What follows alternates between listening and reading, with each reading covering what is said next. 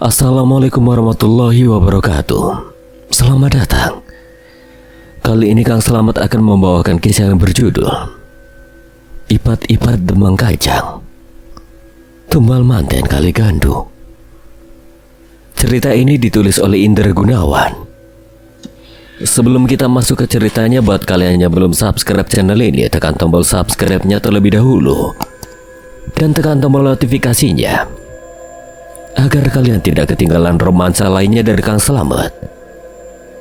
Gak usah berlama-lama lagi, langsung saja kita masuk ke ceritanya. Ipat-ipat Demang Kajang. Soal pamali atau pantangan itu hanyalah kepercayaan turun-temurun Abayu. Benar atau tidaknya saya sendiri juga kurang tahu yang jelas. Sampai saat ini baik warga desa sini maupun warga desa seberang masih memegang teguh pantangan itu. Dan kalau mengingat bahwa pernah ada beberapa warga yang entah sengaja atau tidak telah melanggar pantangan tersebut dan akhirnya mengalami hal-hal yang kurang mengenakan, sepertinya pantangan itu memang tidak bisa dipandang sebelah mata begitu saja. Jadi kutukan sumpah atau ipat-ipat yang dulu pernah diucapkan oleh Ki Demang Kajang itu masih berlaku sampai sekarang ya Pak? Ya kira-kira seperti itulah Nabayu, atau lebih tepatnya ipat-ipat itu masih dipegang teguh dan dipatuhi oleh warga desa sini dan juga warga desa seberang. Apakah sumpah kutukan itu tidak bisa dipatahkan Pak? Maksud Nabayu? Ya misalnya warga desa sini nekat menikah dengan warga desa Kajang, tapi nikahnya di tempat lain, di luar kota atau di luar pulau gitu. Apakah ipat-ipat itu masih akan berlaku? Sebentar, sepertinya dulu pernah ada yang mencobanya sepasang muda-mudi dari desa ini dan desa seberang. Mereka merantau dan menikah di tanah Borneo sana, tapi tak lama setelah itu sang pemuda yang berasal dari desa itu pulang tanpa membawa nyawa, dan sang perempuan yang berasal dari desa seberang pulang dengan menyandang status sebagai janda. Jadi sepertinya ipat-ipat itu masih tetap berlaku meski mereka menikah di daerah lain. Aku terdiam sejenak mendengar penjelasan dari laki-laki setengah baya itu. Sedemikian hebat kekuatan sumpah dari Ki Demang Kajang, hingga sampai saat ke seberang pulau pun sumpahnya masih berlaku. Dan itu terjadi dan menimpa hanya pada kalangan rakyat jelata. Bagaimana kalau yang melanggar adalah keturunan langsung dari Ki Demang sendiri? Membayangkan hal itu membuat perasaanku semakin tidak enak. Teringat dengan kata-kata Retno kemarin di punden tentang siapa Seruni dan siapa calon suaminya. Kenapa kau sangat ingin tahu soal sejarah dan masa lalu dari desa ini, Nabayu? Bukan apa-apa Pak, hanya untuk melengkapi data dari tulisannya yang sekarang sedang saya kerjakan. Oh iya, saya lupa. Seruni pernah cerita kalau Nabayu ini adalah seorang penulis profesional. Dan saya senang masih ada orang yang mau untuk menuliskan sejarah dan asal-usul desa ini. Namun perlu diingat Nabayu, untuk menulis sebuah sejarah seperti ini diperlukan kehati-hatian, bukan apa-apa.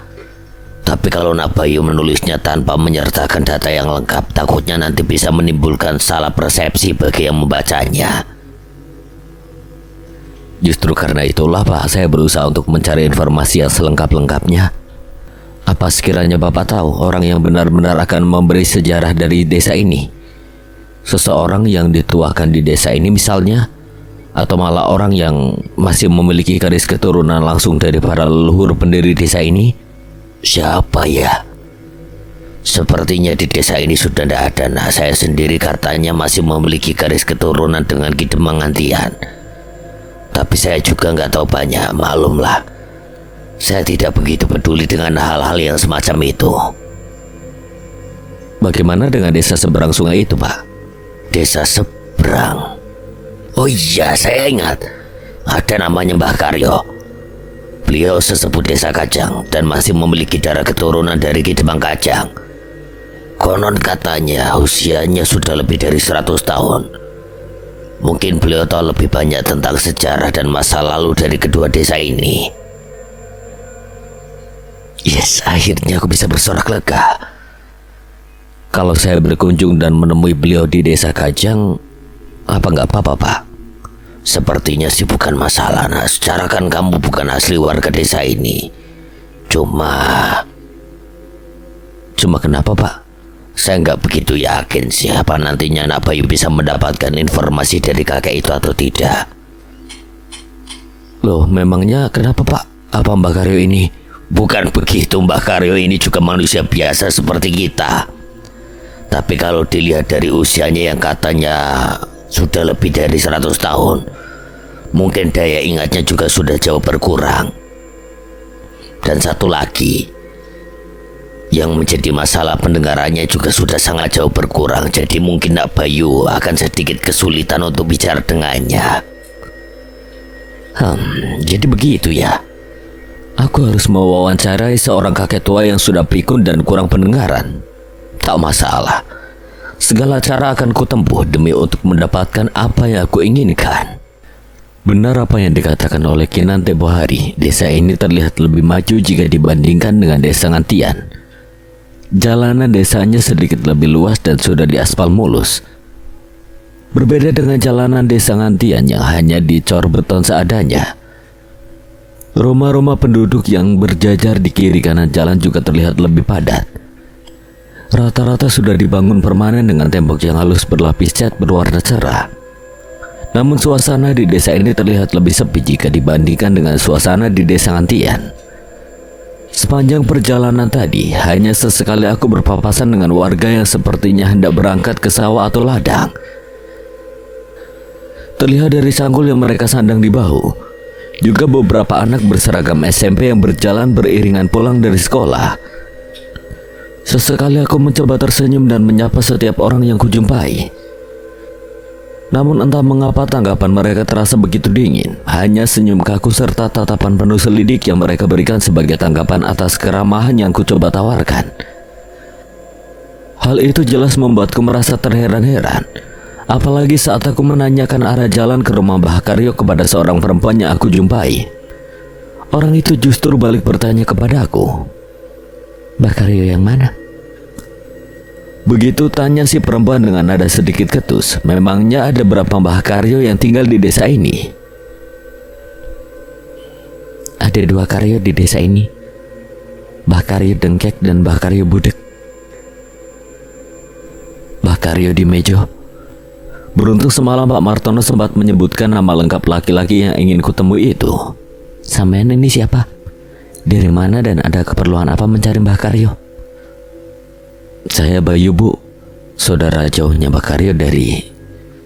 Sampean bukan warga Ngantian kan? Dan belum selesai aku bicara, perempuan itu sudah kembali cerocos dengan pertanyaannya. Saya dari Jogja. Dan apa keperluan saya dengan Mbah Karyo itu urusan pribadi saya. Rumahnya di ujung desa sana, tepat di belakang pos kamling. Ikuti saja terus jalan ini. Akhirnya perempuan itu mau juga memberi petunjuk sambil berlalu pergi meninggalkanku. Ucapan terima kasihku bahkan tidak ia gubris sama sekali. Wedus. Sungutku kesal saat orang itu sudah pergi menjauh. Apa semua warga desa ini selalu bersikap seperti itu terhadap orang asing? Tak ada ramah tamahnya sama sekali. Aku lalu kembali menyusuri jalan desa yang sepi itu hingga menemukan rumah yang aku cari. Seorang perempuan setengah baya yang belakangan ku ketahui adalah anak dari Mbah Karyo menyambutku lalu mengantarkanku menemui Mbah Karyo yang tengah asik menikmati secangkir teh di teras rumah. Telapak tanganmu hangat. Laki-laki tua itu berkata saat aku menjabat tangannya, lalu tangan keriputnya meraba-raba di udara sebelum akhirnya mendarat di wajahku. Dahiku seketika mengerenyit saat sadar bahwa sekujur wajahku habis diobok-obok oleh tangan keriput itu. Dan wajahmu lumayan tampan, Nak. Siapa namamu dan dari mana asalmu? Saya Bayu Mbah dari Jogja. Sengaja datang ke sini untuk... Kalau ditanya orang tua itu, boya dijawab. Laki-laki tua itu memotong ucapanku. Tangan tuanya meraih tongkat yang biasa ia pakai untuk membantunya berjalan. Lalu menyodok-nyodokannya ke depan hingga beberapa kali mengenai kakiku. Saya Bayu Mbah, saya dari Jogja. Nggak usah teriak-teriak begitu, nggak sopan bicara sama orang tua kok pakai teriak. Lagi-lagi kakek tua pikun itu menukas ucapanku membuat aku merasa sedikit kesal. Nggak usah kesal, memang susah bicara sama orang tua yang sudah pikun sepertiku. Duduklah, nanti kamu capek terus-terusan berdiri seperti itu. Walah mbah, sampean ini gimana toh? Lawung dari tadi aku sudah duduk tepat di depanmu gitu loh. Kok masih disuruh duduk? Batinku sambil menggaruk kepalaku yang tidak gatal. Jadi kamu dari Jogja ngapain keluyuran sampai kemari? Tanyanya lagi tanpa sedikit pun menatap ke arahku. Tatapan matanya justru mengarah ke sebelah kiri. Mungkin dikiranya aku duduk di sebelah kirinya. Jadi gini mbak, saya kesini mau minta tolong sama si mbak. Temen saya kan mau nikah tapi... Lu kok diem lagi ditanya sama orang tua kok? Saya mau minta tolong sama si mbah. Walah Gusti, apes tenan nasibku. Kedatangan tamu satu saja kok ndak punya sopan santun begini. Sudah ndak bawa apa-apa, ngomongnya teriak-teriak kayak lagi di hutan saja. Kesal aku menampar jidatku sendiri. Kalau seperti ini caranya, bagaimana aku bisa mengorek keterangan dari kakek pikun ini? Tidak apa, aku suka dengan pemuda yang penuh semangat sepertimu. Kau mirip seperti cucu perempuanku. Mau ndak kamu kalau saya jodohkan sama cucuku? Lah malah ngelantur sampai ke cucunya segala. Pakai acara mau dijodohin lagi. Ini kakek maunya apa coba? Nyai Retno Selasi, yaitu namanya. Seorang putri Ningrajang harus mengalami nasib pahit karena tewas dengan cara yang sangat mengenaskan. Bahkan setelah kematiannya pun arwahnya tetap tidak bisa tenang akibat ulah dari orang-orang yang memiliki sifat tamak, iri serta dengki. Dengarkan saja dan ingat baik-baik semua yang dikatakannya. Mungkin semua yang ia katakan akan berguna bagimu kelak. Refleks aku menoleh saat ku dengar seseorang berbisik di belakangku dan betapa terkejutnya aku. Aku mendapati Retno telah berdiri di belakangku, bukan Retno Selasi, melainkan Retno Palupi sang juru kunci punden. Gadis itu memberi isyarat padaku untuk diam. Dan kau anak muda, siapa tadi namamu? Bayu mbah. Tidak apa kalau kau merasa malu untuk menyebutkan namamu. Lagi pula siapa namamu juga tidak penting yo. Yang terpenting adalah kehadiranmu di desa ini. Aku menghela napas dan menyandarkan punggung pada sandaran kursi. Sementara Retno yang masih berdiri di belakangku mendengus menahan tawa. Jadi begini nak Bambang. Nah, jadi mana coba dia dapat nama Bambang? Kedatanganmu ke sini itu bukanlah sebuah kebetulan. Kamu bersama temanmu anaknya Martono yang mau menikah itu, siapa namanya? Aku sengaja diam tak menjawab karena aku yakin ku jawab pertanyaannya pun pasti akan percuma. Iya Seruni. Jadi kamu si Seruni sama calon suaminya itu siapa namanya? Mas Bejo mbah. Ya kamu Seruni sama si Darso itu sepertinya memang sudah ditakdirkan untuk saling bertemu dan sama-sama datang ke sini untuk menyelesaikan segala masalah yang dulu belum sempat untuk diselesaikan. Jangan tanya masalah apa dan kenapa, karena aku sendiri juga tidak tahu jawabannya. Kau punya rokok, Le? Mulutku asem lo kalau cerita begini ndak sambil ngerokok. Tanpa banyak protes segera ku keluarkan sebungkus sigaret dari kantongku. Ku lolos sebatang lalu kuselipkan di sela-sela jemari keriputnya. Tak lupa disiapkan korek untuk sekalian menyalakannya. Dan rokok apa ini? Rasanya seperti asap lupukan. Kakek pikun itu membuang rokok yang baru sekali dihisapnya itu, lalu buru-buru menyambar cangkir tehnya dan menenggak isinya sampai tandas. Retno tertawa di belakangku. Gila kamu, sengaja mau meracuni Simbaku. Tuh, ambil tembakau di laci meja, lalu lintingkan sekalian. Simba mana mau rokok pabrikan kayak milikmu itu? Kenapa nggak bilang dari tadi sih? Jadi sampai di mana ceritaku tadi? Wah gawat ini kalau si kakek pikun itu sampai lupa dengan apa yang akan dikatakannya. Oh iya, jadi begini Leca Bagus. Kamu ndak usah merasa was-was atau khawatir. Biarkan semua berjalan sesuai dengan takdir yang telah ditentukan. Meski nantinya mungkin akan ada kejadian yang kurang menyenangkan, tapi percayalah, akan ada yang menuntunmu untuk melakukan apa yang harusnya kamu lakukan. Ikuti saja apa yang menjadi kata hatimu, kau paham toh? Gembah, saya paham. Sebenarnya aku ragu, karena aku sama sekali tidak paham dengan segala apa yang telah kakek tua itu katakan barusan. Dan kamu Retno, kamu cucuku satu-satunya, sekarang kan sudah dewasa. Apa kamu ndak pengen cepat-cepat punya pendamping? Laki-laki ini ganteng sepertinya. Belum selesai kakek tua itu berbicara, Retno buru-buru menghampiri si kakek dan membisikkan sesuatu ke telinganya, membuat sang kakek seketika tergelak karenanya. Jadi seperti itu toh, memang anak sekarang susah ditebak ya apa maunya. Ya sudah, kalau begitu Simba mau istirahat dulu. Kalian berdua kalau masih mau pacaran silakan dilanjut. Kakek tua itu lalu berdiri dan melangkah masuk ke dalam rumah dengan langkah yang masih cukup tegap tanpa perlu menggunakan bantuan tongkat yang sejak tadi dipegangnya.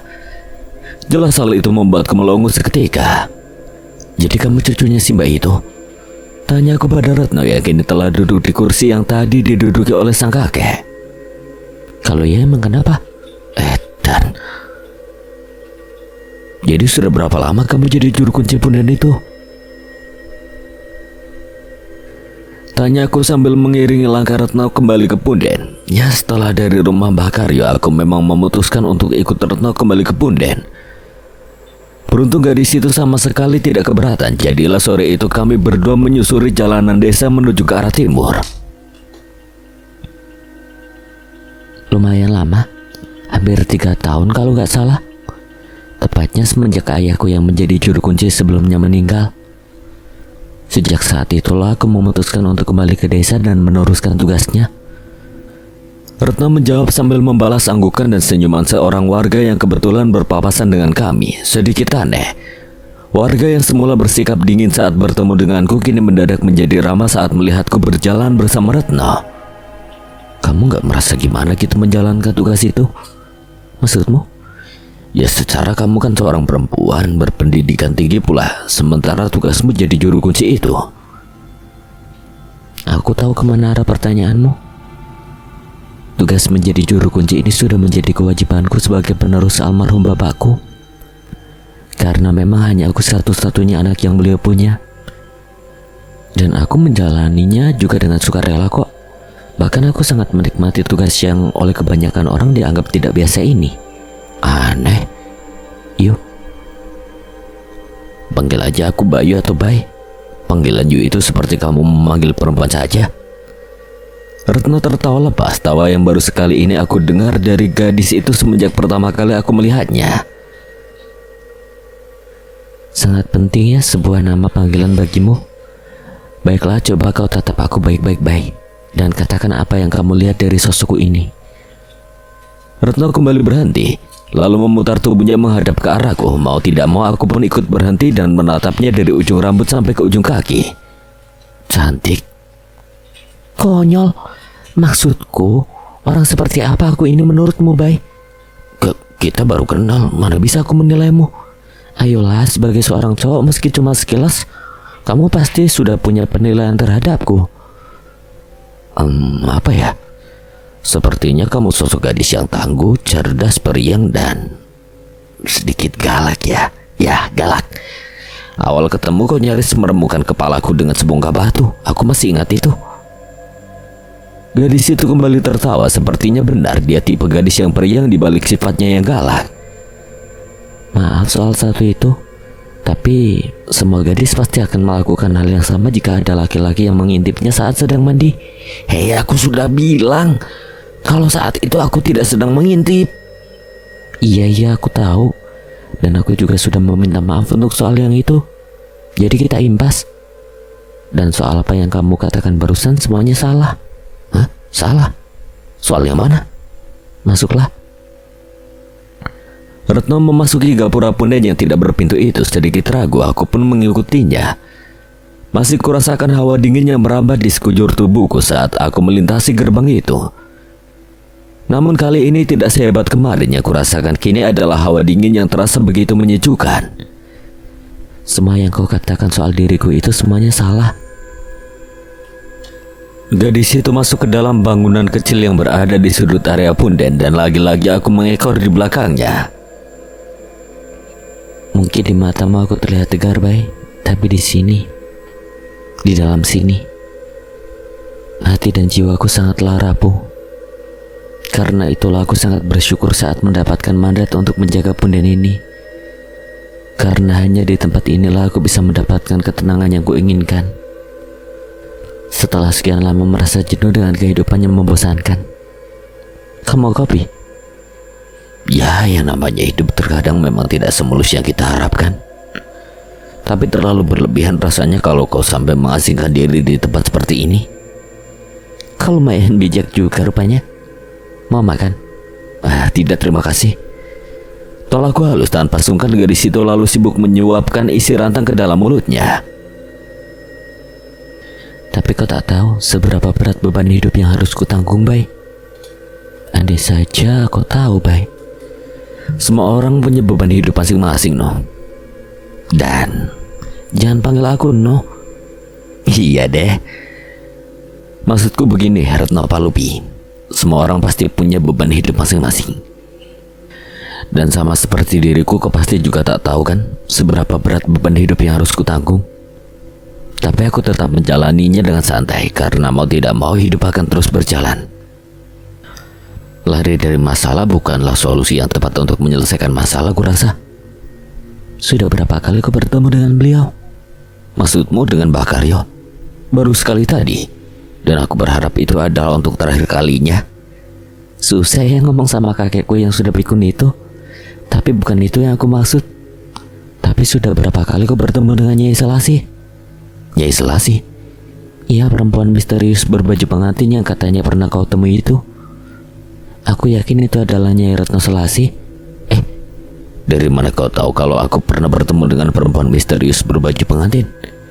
Dan bukankah beliau sudah meninggal ratusan tahun yang lalu? Mustahil kalau. Itu tidak penting, jawab saja pertanyaanku. Sudah berapa kali kau bertemu dengan beliau? Berapa kali ya? Aku tidak ingat pastinya, Ret. Lagi pula bukan bertemu sih sebenarnya, karena aku cuma sempat melihatnya. Itu pun hanya sekilas tanpa sempat memperhatikan apalagi menyapanya. Kau tahu, Bay, beliau tidak sembarangan mau menampakkan diri pada seseorang tanpa alasan yang jelas. Bahkan aku sendiri yang jelas-jelas adalah penjaga makamnya baru sekali melihatnya. Itu pun hanya di dalam mimpi.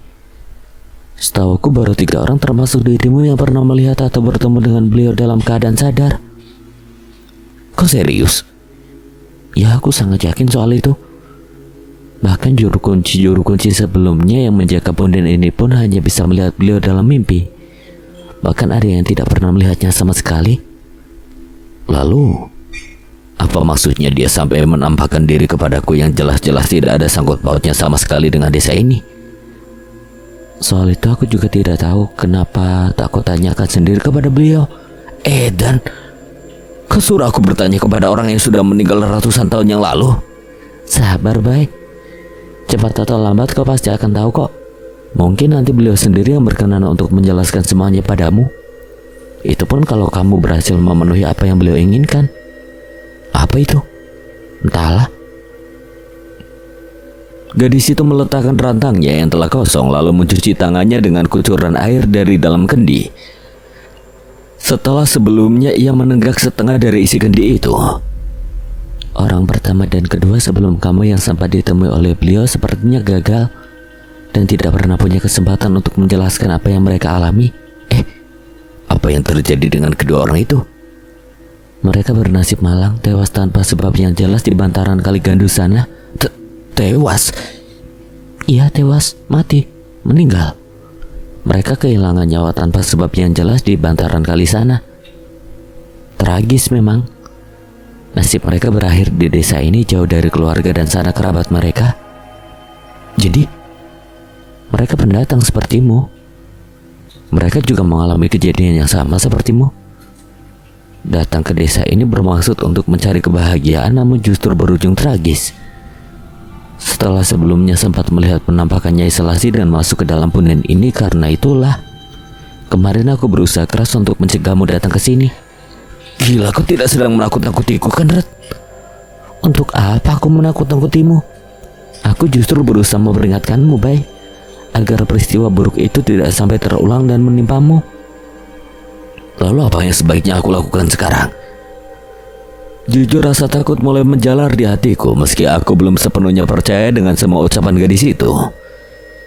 Ya seperti yang sudah dikatakan oleh kakekku tadi. Kamu sudah terlanjur jauh melangkah. Tidak banyak yang bisa kau lakukan selain menunggu. Lalu melakukan apa yang seharusnya kau lakukan saat waktunya tiba nanti. Kau sudah menentukan takdirmu sendiri, Bay. Andai saja kau menuruti semua saranku kemarin, mungkin tidak akan seperti ini jadinya. Yang aku khawatirkan justru si Seruni sahabatmu itu. Kau masih punya waktu untuk membujuk sahabatmu itu agar membatalkan rencana pernikahannya sebelum hal buruk terjadi. Kau pikir semudah itu apa membatalkan rencana pernikahan orang yang sudah disusun matang-matang? Apalagi posisiku hanyalah seorang tamu yang diundang oleh Seruni. Apa kata orang kalau aku tiba-tiba berulah dengan berusaha membatalkan pernikahan itu? Ya aku tahu itu. Dan itu yang aku suka dari dirimu. Kau lebih mementingkan kebahagiaan sahabatmu itu, meski sadar bahwa itu akan menyeretmu ke dalam posisi yang membahayakan keselamatanmu. Mungkin itu juga yang membuatnya Selasi memilihmu. Aku terdiam sejenak mencoba mencerna setiap ucapan yang keluar dari bibir gadis itu. Seperti sebuah dongeng rasanya meski ini sebenarnya nyata. Paling tidak sosoknya Selasi yang dibicarakan oleh Retno itu memang pernah benar-benar aku lihat. Apakah aku nantinya akan bernasib sama dengan kedua orang yang kau ceritakan itu? Entahlah, Bay. Tapi mudah-mudahan saja tidak, karena aku merasa kamu sedikit berbeda dengan kedua orang itu. Ya meski aku tidak yakin di mana letak perbedaannya. Kau ingat-ingat saja apa pesan dari kakekku tadi. Ikuti kata hatimu dan lakukan apa yang menurutmu pantas untuk kau lakukan. Andai hal buruk benar-benar terjadi nanti, bagaimana aku bisa memutuskan apa yang harus aku lakukan kalau aku sendiri sama sekali tidak tahu apa yang akan terjadi sebenarnya? Kau tunggu saja sampai nantinya Selasi menjelaskannya padamu. Karena sama sepertimu, aku juga tidak bisa menebak apa yang akan terjadi kalau Seruni tetap melanjutkan rencana pernikahannya. Seperti itu ya. Lalu soal kedua orang itu yang tewas setelah melihat penampakan dari Nyai Selasi, siapakah mereka sebenarnya? Sepertinya kau sangat mengenal mereka. Tentu saja aku mengenal mereka, karena mereka berdua adalah orang-orang terdekatku. Yang pertama adalah kekasihku semasa aku masih kuliah dulu, datang ke sini bersamaku untuk liburan, sementara yang kedua adalah calon suamiku yang datang ke desa ini bersama keluarganya untuk melamarku. What? Jadi itu yang menjadi alasan sampai kau mengasingkan diri di tempat ini? Tanyaku setelah beberapa saat kami larut dalam kebisuan. Sungguh tak kusangka Retno ternyata memiliki masa lalu yang sekelam itu. Hebatnya dia menceritakan semuanya dengan sangat jelas, seolah tidak ada beban sama sekali dalam hatinya. Meski aku yakin hati perempuan itu pasti merasakan sakit yang bukan kepalang saat mengingat semuanya. Tak salah rasanya kalau aku menilai gadis ini sebagai seorang gadis yang berjiwa sangat tegar. Ya bisa dibilang seperti itu meski itu hanya salah satunya. Yang jelas aku menyukai tempat ini, Bay. Karena hanya di tempat inilah aku benar-benar bisa menemukan dan merasakan kedamaian. Harusnya kau tidak harus sampai seperti ini, Red. Kau masih muda, masa depanmu masih panjang. Sungguh naif kalau sampai kau sia-siakan masa mudamu hanya untuk menyelesaikan nasib. Hei, sejauh itu ke cara berpikirmu? Aku masih waras, Bay. Tempat ini hanya menjadi persinggahanku. Sesekali juga aku masih sering kok datang ke desa. Karena aku juga punya kewajiban untuk mengelola usaha peninggalan dari bapakku. Jadi jangan sesekali kau menganggapku sebagai gadis yang aneh ya. Aku masih normal, Bay. Iya, maaf. Kalau begitu boleh dong aku mengajukan beberapa pertanyaan lagi. Soal apa lagi sekarang yang masih membuatmu penasaran? Aku mau mendengar kisah dari Nyai Selasih ini langsung darimu, yang merupakan keturunan langsung darinya. Kenapa tadi kau tak tanyakan saja kepada kakekku? Beliau jelas tahu lebih banyak daripada aku. Lagi pula aku bukan keturunan langsung dari Nyai Selasih. Aku hanya keturunan dari keponakan Ki Demang Kajang yang kebetulan mendapatkan mandat untuk menjaga penjaga tempat ini. Kau sengaja ya mau bikin aku jadi stres. Kau tahu sendiri kan bagaimana susahnya bicara dengan kakekmu. Lah kau malah disuruh nanya sama dia.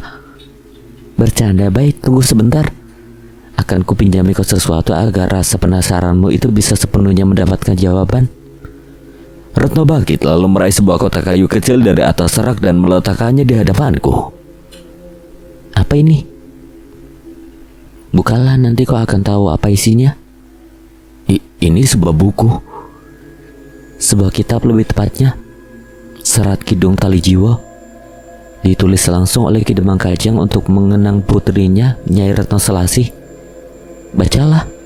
Semua yang ingin kau tahu mungkin jawabannya ada di serat itu. Dengan tangan gemetar ku buka buku usang setebal bantal itu. Halaman-halamannya yang tebal dan telah menguning itu terasa sangat kasar saat kuraba.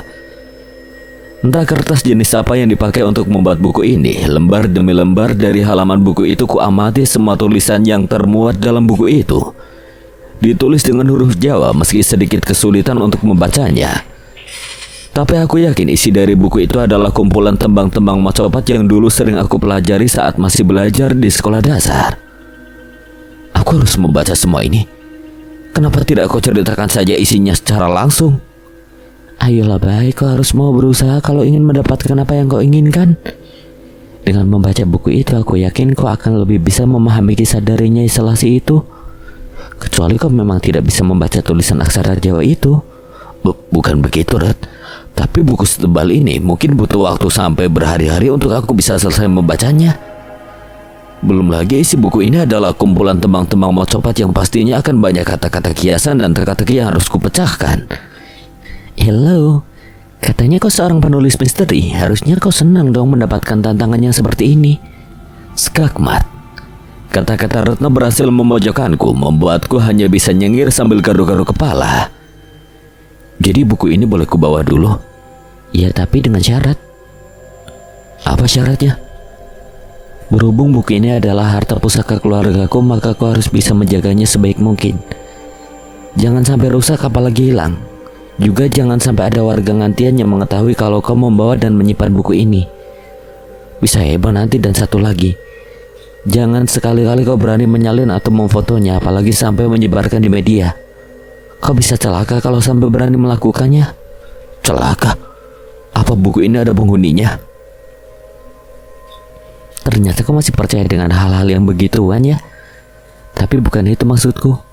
Tapi kalau kau berani melanggar syarat yang aku ajukan, kau akan benar-benar celaka karena aku tidak akan segan untuk menghajarmu. Kukira buku ini dijaga sama jin. Jadi kau lebih takut sama jin daripada padaku? Ya jelas lah. Jin kan gak kelihatan. Kalau sama kamu mah aku bukan takut, tapi gemes. Apa katamu? Enggak kok. Oh ya, tadi kau bilang kalau kau hanya keturunan dari keponakan Ki Demang Kajang yang mendapatkan mandat untuk menjaga makam ini.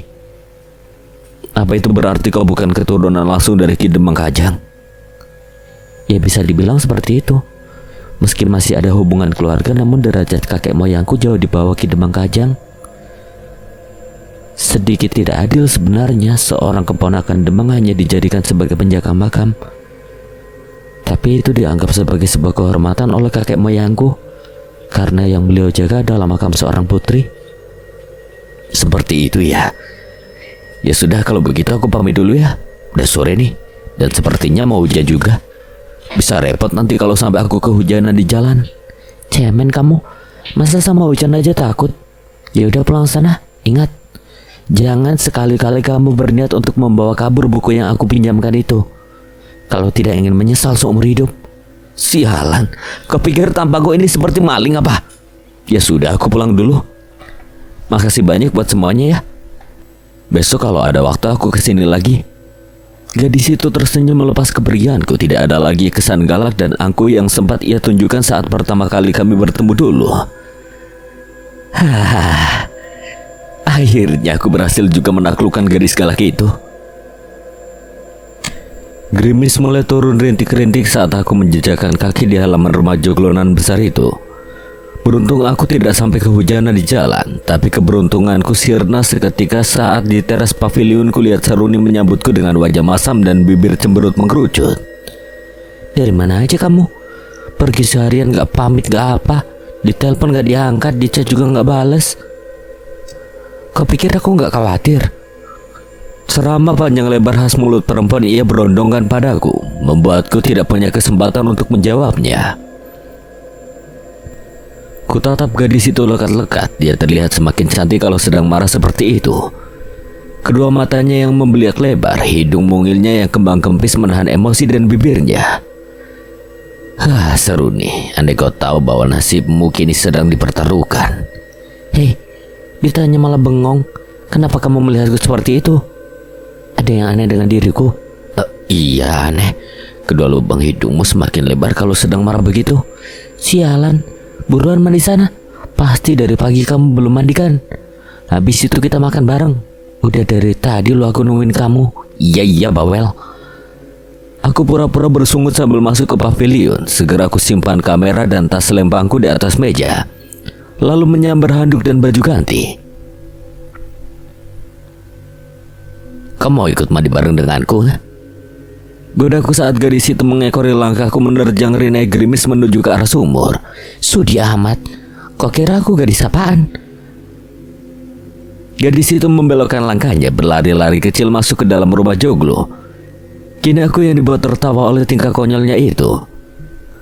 Udara yang semakin mendingin akibat gerimis yang turun semakin lebat membuatku mandi cepat-cepat. Tak sampai 10 menit aku telah kembali ke pavilion, lalu menggabungkan diri dengan keluarga Saruni di rumah besar itu. Makan malam yang diselingi dengan obrolan-obrolan ringan membuatku rindu dengan suasana penuh kekeluargaan seperti ini. Entah kapan terakhir kalinya aku makan bersama dengan keluargaku, aku sudah tidak ingat lagi. Selesai makan, aku menyempatkan diri untuk menemani Pak Martono menikmati kopi di teras. Sungguh terasa begitu nikmat menikmati kopi hitam nan panas dan kental di tengah suasana gerimis seperti ini. Apalagi diselingi dengan obrolan-obrolan ringan seputar kegiatanku selama berada di desa ini. Jadi gimana nak Bayu petakan tinggal di desa ini? Sangat betah Pak. Suasana di desa ini sangat menyenangkan. Saya sudah beberapa kali berkeliling desa, sungguh sangat berbeda dengan suasana di Jogja sana. Syukurlah kalau begitu. Oh ya, kau tidak singgah ke tempat keluargamu? Masih ada kan sanak kerabatmu di sana? Aku dengar dari Saruni. Pertanyaan itu sedikit menyentak dadaku. Kenapa juga Saruni bercerita soal itu kepada ayahnya? Iya Pak, nanti kalau ada waktu akan saya sempatkan untuk singgah ke sana. Baguslah kalau begitu, biar bagaimanapun jangan pernah melupakan keluarga dan tanah kelahiranmu. Meski kamu sudah sukses di tanah rantau, lagi pula kota itu kan dekat saja dari sini. Paling juga nggak sampai setengah jam perjalanan. Oh ya, aku dengar kamu juga mau menulis buku tentang sejarah desa ini. Bagaimana, apa sudah dimulai? Belum Pak. Saya masih butuh lebih banyak informasi lagi soal sejarah dari desa ini. Saya sudah mewawancarai beberapa orang sesepuh di desa ini, tapi informasi yang saya dapat masih belum cukup. Jika ada yang masih ingin kau ketahui, coba katakan, siapa tahu saya bisa membantu. Sebagai warga asli desa ini, tentu saya akan merasa sangat bangga kalau sejarah desa ini ditulis menjadi sebuah buku dan dibaca oleh banyak orang. Jadi nantinya desa terpencil ini akan lebih dikenal lagi oleh banyak orang. Kebetulan ini kesempatan bagus setelah tadi siang aku mendapatkan banyak informasi tentang desa Kajang. Kini ada kesempatan untuk mengorek informasi tentang desa Ngantian kepada laki-laki ini. Kesempatan yang tidak boleh aku sia-siakan begitu saja. Tentang kisah Demang Ngantian itu, Pak.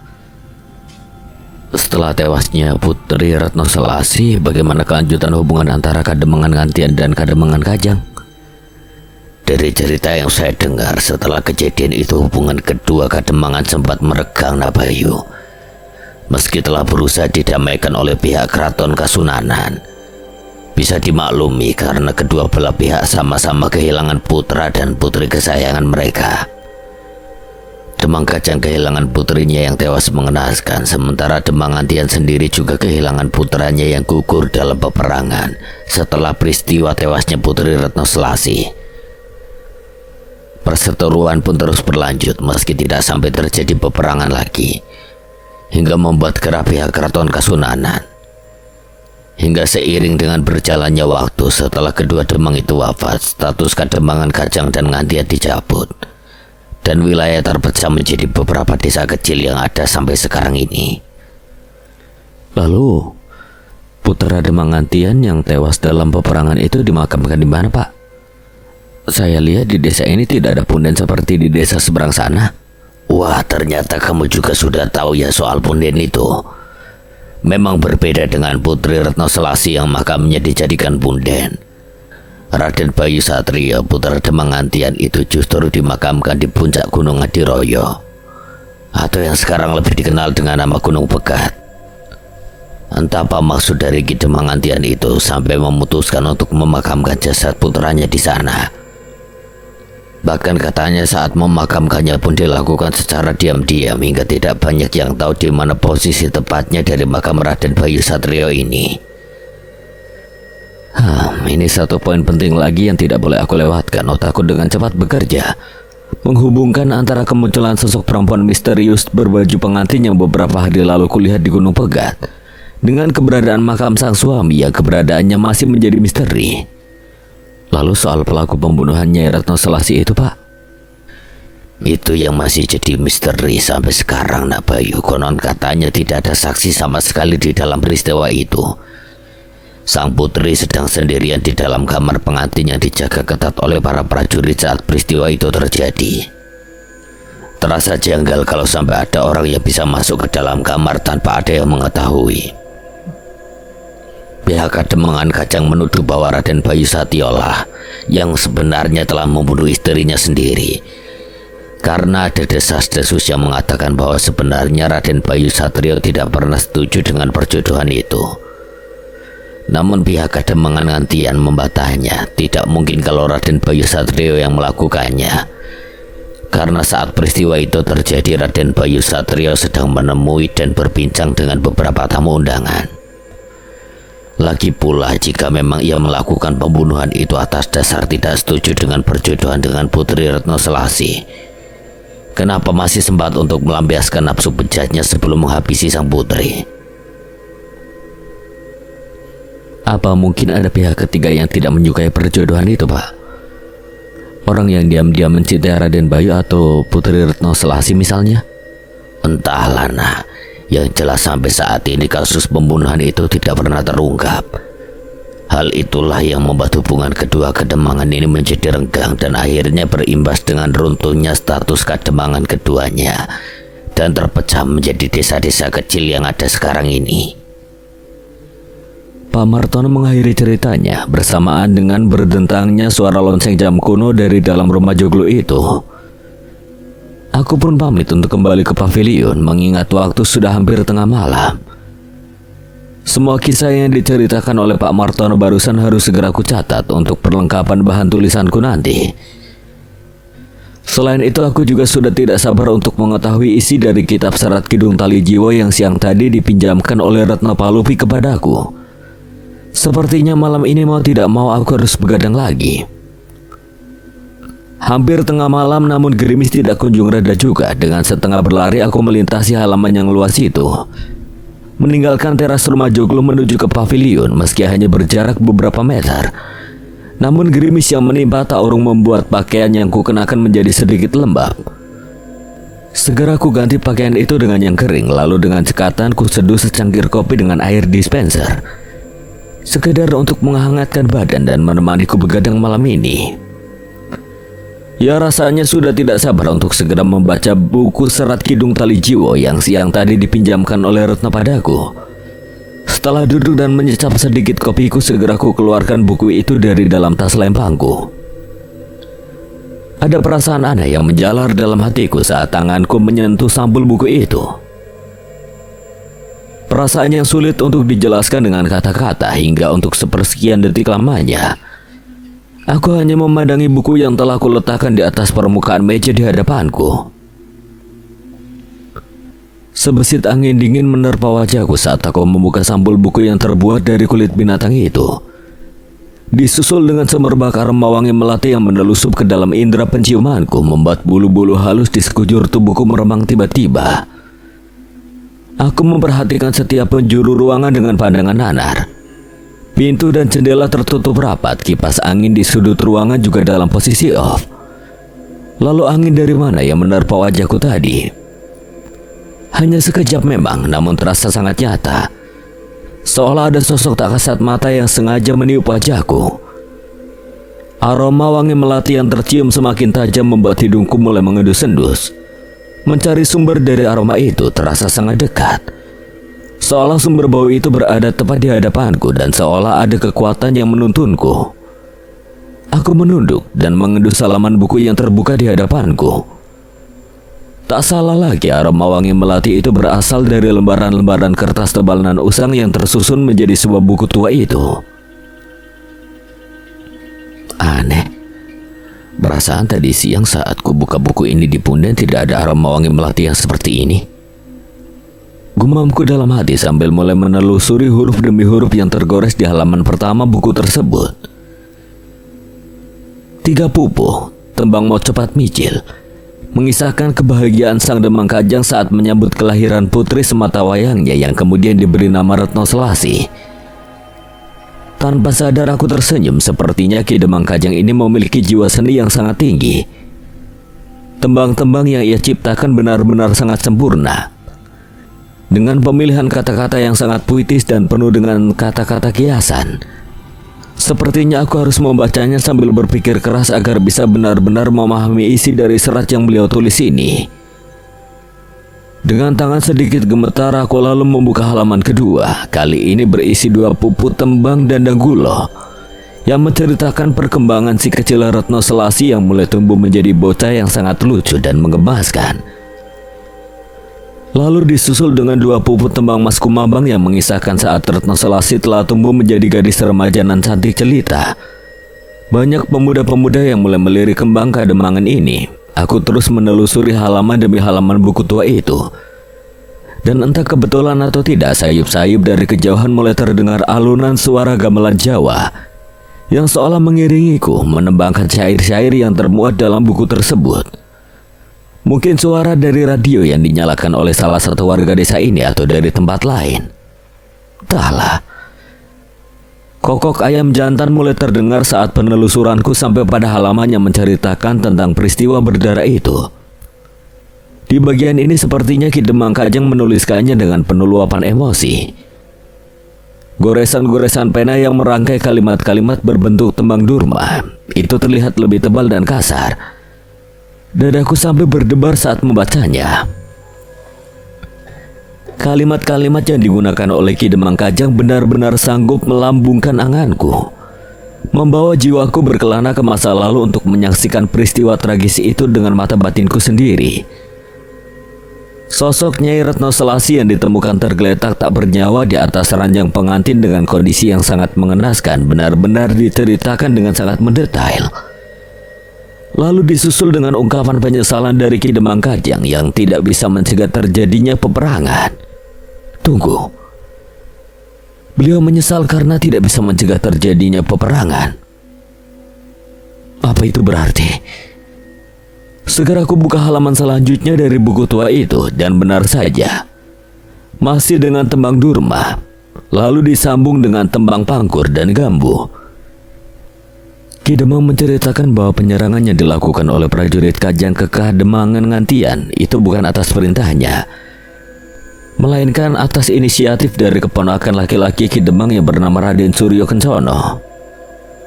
Ini menarik. Keponakan dari Ki Demang itu berarti adalah kakek moyang dari Retno Palupi. Dialah yang sebenarnya menjadi biang kerok dari pertumpahan darah di waktu itu. Dan itu bisa dimaklumi mengingat dari apa yang telah ditulis Ki Demang dalam kitab ini, hubungan antara Raden Suryo Kencono dan Nyai Retno Selasi memang sangat dekat. Meski hanya saudara sepupu, namun kedekatan mereka sudah seperti saudara kandung. Tak heran kalau Raden Suryo Kencono sedemikian murkanya begitu mengetahui bahwa saudara yang sangat dikasihinya itu tewas terbunuh di Kademangan Ngantian. Tapi tindakannya mengerahkan prajurit Kajang untuk menyerang Ngantian tanpa sepengetahuan dari Ki Demang Kajang itu tetap dianggap sebagai suatu kesalahan.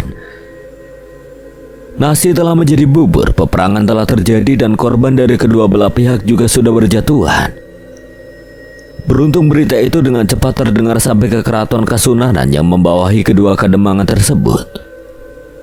Utusan dari keraton berhasil mendamaikan kedua kademangan yang sedang berseteru, dan untuk mencegah terjadinya perselisihan kembali antara Ki Demang Kajang mengucap ipat-ipat atau sumpah kutukan, rakyat kedua kademangan dilarang untuk saling bertemu agar tidak saling serang kembali. Selain itu untuk mengenang dan menghormati kematian sang putri, Ki Demang juga melarang pernikahan antara rakyat Kajang dan Ngantian. Jadi ipat-ipat atau sumpah kutukan itu diucapkan untuk mencegah terjadinya malapetaka, bukan untuk meluapkan rasa dendam dan sakit hati. Cukup bijak sebenarnya sumpah yang diucapkan oleh Ki Demang Kajang ini. Selanjutnya di halaman-halaman terakhir, dengan tembang Magatruh, Ki Demang menceritakan kepiluan hatinya saat membawa pulang jenazah sang putri. Hujan tangis melanda seluruh wilayah Kademangan mengiringi prosesi pemakaman sang putri. Sebagai penghormatan terakhir, Ki Demang membangun sebuah punden di area pemakaman sang putri. Sementara untuk menebus semua kesalahannya, Raden Suryo Kencono didaulat untuk menjaga punden tersebut sampai turun-temurun ke anak cucunya nanti. Sejenak aku menghela napas sebelum membuka halaman terakhir dari buku tua itu. Kisah yang ditulis oleh Ki Demang Kajang ini benar-benar sanggup menguras emosi. Di halaman terakhir hanya ada 3 pupuh tembang Kinanti. 1 pupuh menceritakan tentang penyesalan Ki Demang atas sumpah yang telah ia ucapkan. Sumpah yang membuat hubungan antara kedua kademangan yang semula bersahabat menjadi retak dan renggang. Sementara 1 pupuh lagi juga masih tentang penyesalan Ki Demang atas apa yang telah ia lakukan pada jasad sang putri. Lalu pupuh terakhir. Tunggu. Menyesal atas apa yang telah ia lakukan pada jasad sang putri. Adakah yang terlewat dari pengamatanku? Apa yang telah dilakukan oleh Ki Demang terhadap jasad sang putri? Segera aku balik buku itu ke halaman-halaman sebelumnya. Namun apa yang ku cari tidak kunjung kutemukan juga. Kuulangi lagi dari halaman awal sampai akhir. Ku telusuri kata demi kata, bahkan huruf demi huruf yang tertulis di buku itu. Namun hasilnya tetap saja nihil. Tidak ada secuil pun bagian yang menceritakan tentang apa yang telah dilakukan oleh Ki Demang terhadap jasad sang putri yang akhirnya menumbuhkan rasa penyesalan yang begitu dalam di hati Ki Demang. Sial. Lagi-lagi ini sebuah misteri. Apakah Ki Demang sengaja tidak menceritakannya? Atau halaman yang menceritakan hal itu sengaja dihilangkan? Memang tidak kutemukan tanda-tanda halaman yang tersobek. Tapi siapa yang tahu, segala kemungkinan bisa saja terjadi. Yang jelas apapun yang telah dilakukan oleh Ki Demang terhadap jasad sang putri, aku yakin itu bukanlah sesuatu yang baik. Itu terbukti dari rasa penyesalan yang dirasakan oleh Ki Demang yang sepertinya lumayan bijak itu. Iya, masih ada tembang terakhir, 1 pupuh Kinanti di halaman terakhir. Segera aku buka halaman itu dan mataku terbelalak seketika saat menyadari bahwa Pupu Kinanti terakhir itu ternyata apa-apaan ini?